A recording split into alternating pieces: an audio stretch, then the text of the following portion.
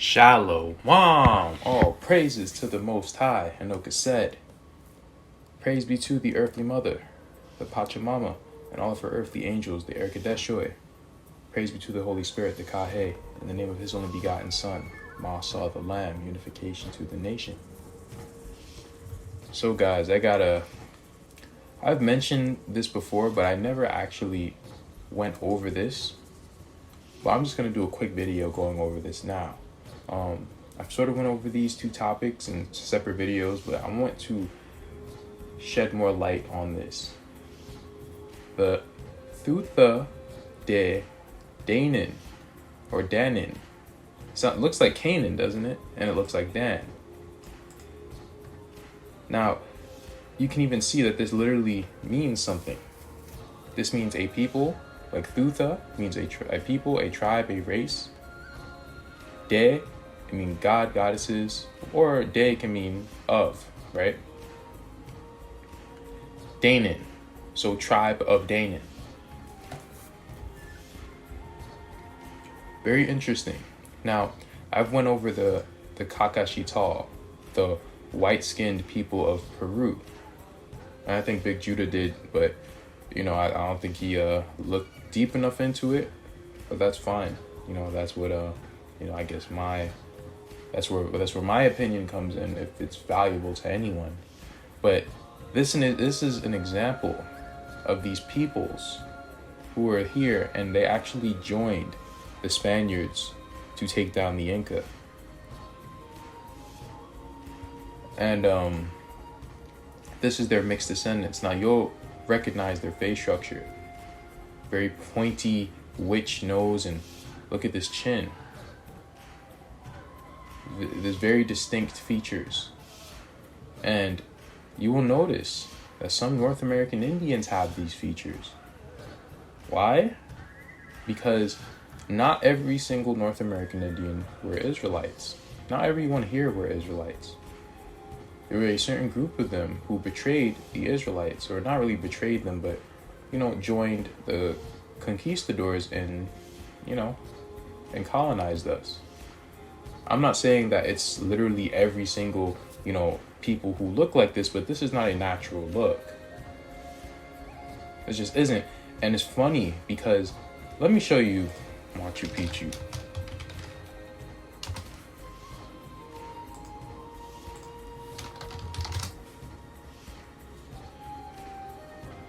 I'll try and get a Photoshop. But if this is a face, and this is the chin, and this is the mouth, and this is the nose, you'll notice that this is even a similar face structure. Look at this. It's very similar. And even this. They found red-headed mummies all around China. Right? I'm going to leave all these links in the description. It's just a quick video. I just wanted to touch on some things. But I did notice that they have Basque and Gaelic. I don't know if I'm saying that right, but type DNA. Right? So they have Spanish and Irish connections. These are the peoples who they're the closest related to right now. Interesting, right?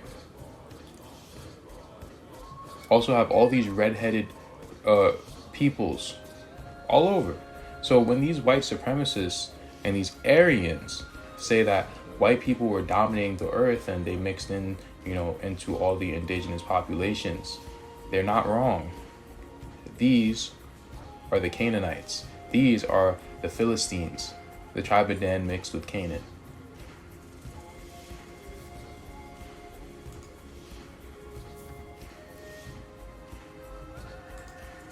In this video, bro, listen, you guys have to watch these videos, man. There is no way in hell that this stuff was built 500 years ago, like they want to say. He just goes after, through all these different, lost civilizations in Peru.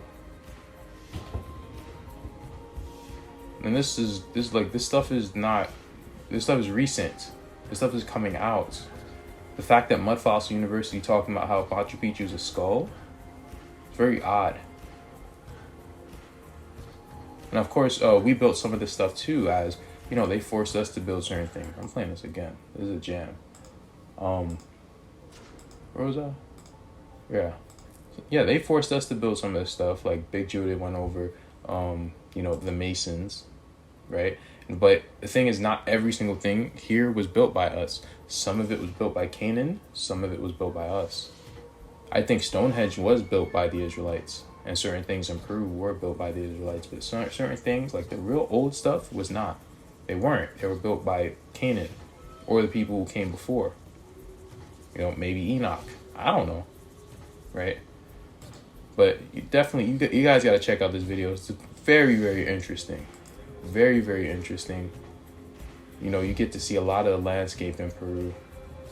This stuff is amazing. It's incredible. It's so precisely cut. So I just wanted to mention that because Canaan, like there's a reason why I'm actually touching on this stuff, because Canaan were the first peoples here. And we were getting them off of the land.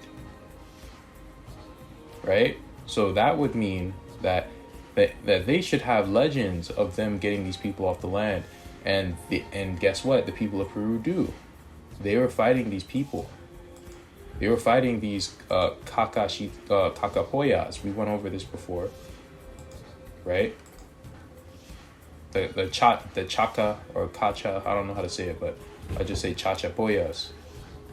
They were fighting these people and they killed many of them off. But they were dwelling in the higher parts of Colombia, right? What does that sound like? That sounds like the Philistines, when the Israelites went to war against the Philistines. And they were able to, take the lower part, but they couldn't really get the upper part. So what were they talking about? Now, they just want to say that, they conquered this 500 years ago. No. Now, if they were remnants from 500 years ago, maybe. But no. This didn't happen 500 years ago. This happened during pretty much David's time. Now, remember, there are supposed to be many fortresses where Canaan was, right? Many fortresses. I'm building all this up for a reason.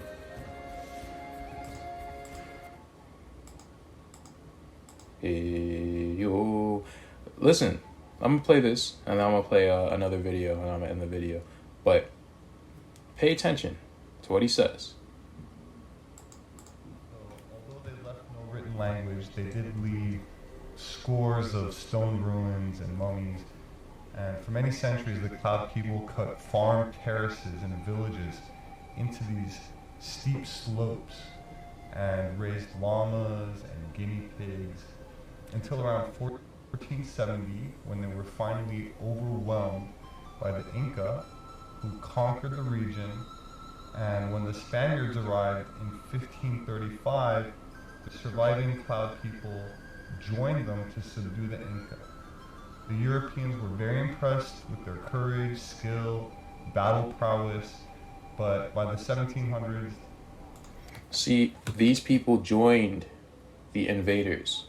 Why would they join the invaders? Why? Because they're on the same side. These are just the leftover Gentiles that were still here. And they couldn't get back over here. Right? So this was a rescue mission. Why were these people here? They were here because these are the people who were left over after the time of Herod.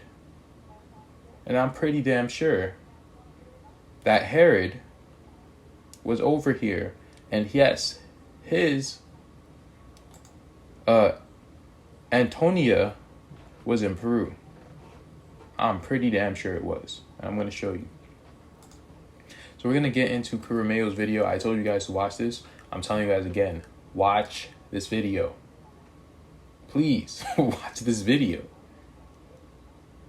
If you guys are still having questions about where Jerusalem is, bro, watch this video. See, the writings of Josephus, they took a lot of things out, but they're too stupid to to take everything out. Because his name probably wasn't Josephus. That picture was probably not him. They had to add some things. They had to take some things out. That's why they said, "Oh, this was written in Greek." No, they found it over here, and then they rewrote it in Greek, like they do with all of our stuff. And if they find anything that's going to lead them or lead us back to our land, they're going to take it out, because that's what's really important to them.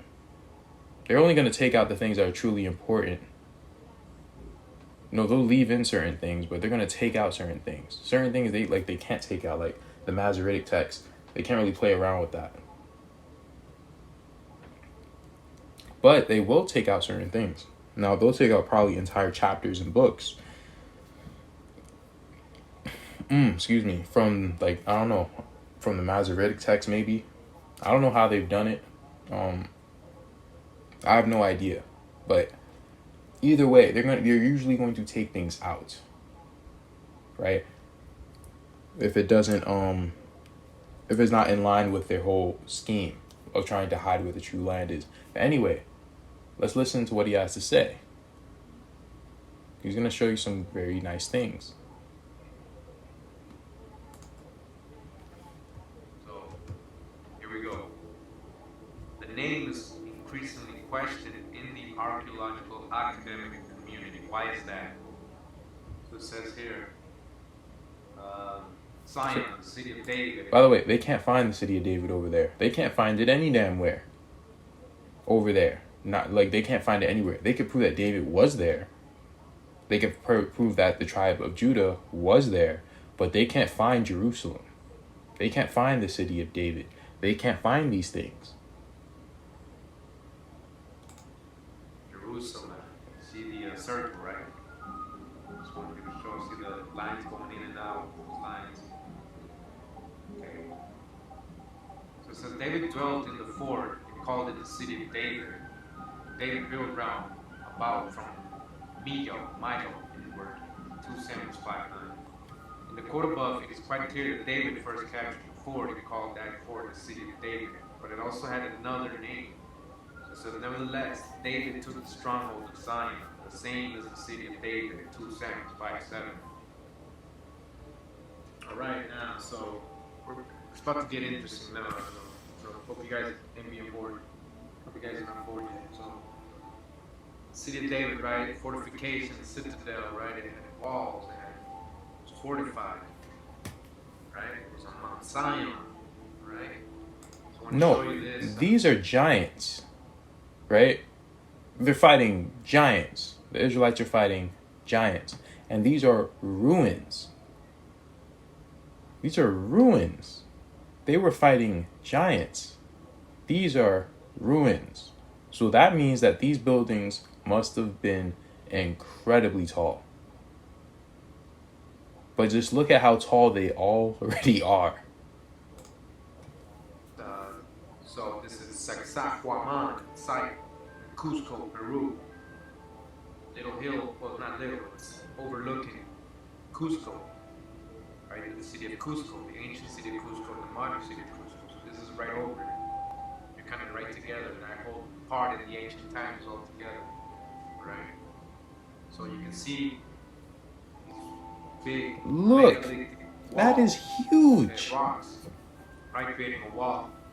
And you can see the zigzag pattern in the wall. They fit perfectly in it. Zigzag, right? It has a zigzag pattern and it has a tower in the middle of it. It says the line. Look, this is Josephus talking. Pay attention to this because you gotta found this. It says the line. See, it says it only encompassed the northern quarter of the city and reached as far as the tower Antonia. So this is still Josephus talking, right? It says the tower Antonia, we know. The line must have passed in curved or zigzag direction from some unknown point on the first wall between the Jaffa Gate and the Charam and Antonia. So this is Josephus, right? Okay, very important. So now Zigzag again, wall. same site. And if you guys didn't pay attention, Josephus described Jerusalem as having a zigzagged wall. Do you see zigzag walls anywhere else on earth? What it says here. Sacsaywaman looks down on the city of Cusco from the northwest.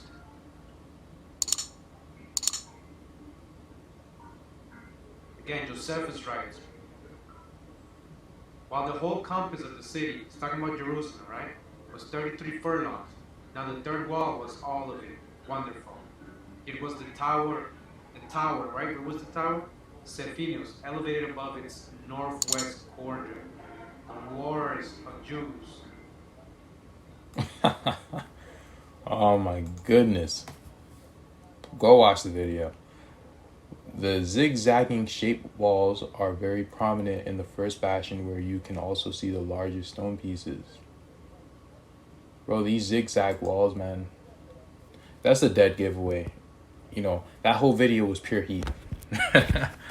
Oh my goodness, man. Peru, salam. Peace be unto you. Selah.